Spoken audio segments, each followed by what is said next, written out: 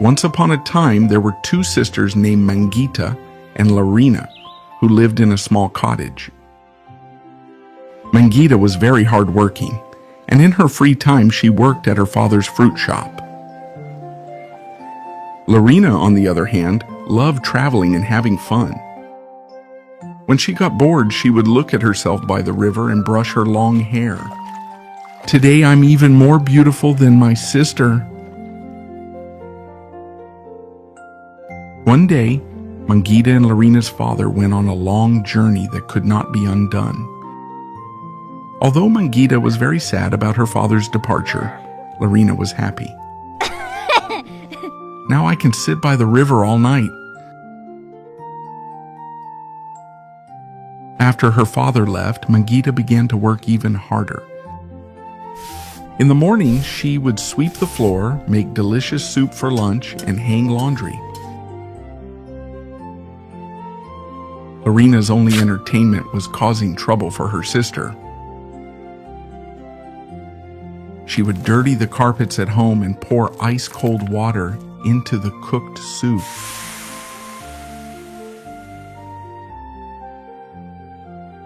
"Why is the soup still cold?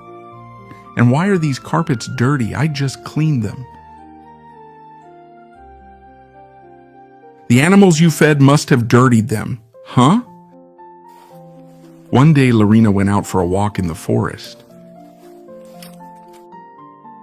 She carelessly picked unripe fruits and threw them into the river. At that moment, an old woman walked slowly towards her. "Hello, dear girl. I am very hungry. Could you give me some fruit too?" Larina handed the old woman the wild strawberries she had just picked, which tasted bad. "Auntie, you can eat as much as you want. These are the most delicious strawberries in the world." As soon as the old woman ate the strawberries, her stomach began to hurt. "Are these strawberries delicious?" "Ugh, still, thank you." As Larina was returning home, the old woman fell asleep right there.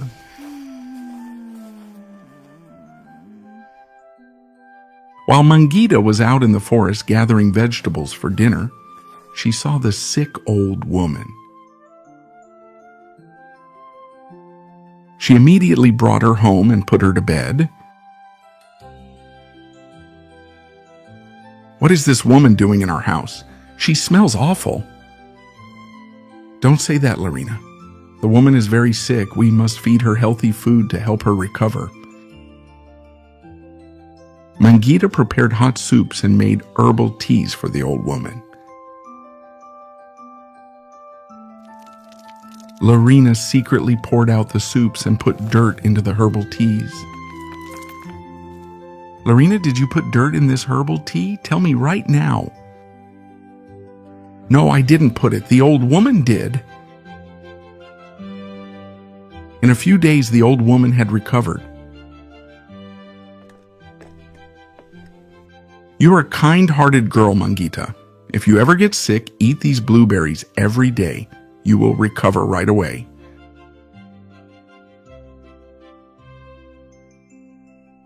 After a long time of doing all the chores by herself, Mangita became very tired and finally fell dead. "Larina, could you bring me the blueberries the old woman gave me?" But Larina ate all the blueberries herself. "There's nothing here. Maybe the birds you fed ate them all." Mangita became even weaker, falling asleep drenched in sweat. Larina left the house and went to the river to comb her hair. At that moment, the old woman appeared before her again. "Hey, little girl, where's your sister?" "She went to pick fruit in sacks and went to work. What's it to you?" The old woman realized that Larina had lied. She immediately went to their house to see Mangita. The old woman felt very sad when she saw the young girl, who helped her, drenched in sweat and looking sick, and cried for a long time. Larina, who was watching them from the window, laughed out loud. Just at that moment, the old woman turned into a beautiful fairy. Larina was very surprised when she saw the fairy. "You're a fairy. I open my house to you. You owe me. Let me have the most beautiful hair in the world. Quickly, use magic and grant my wish."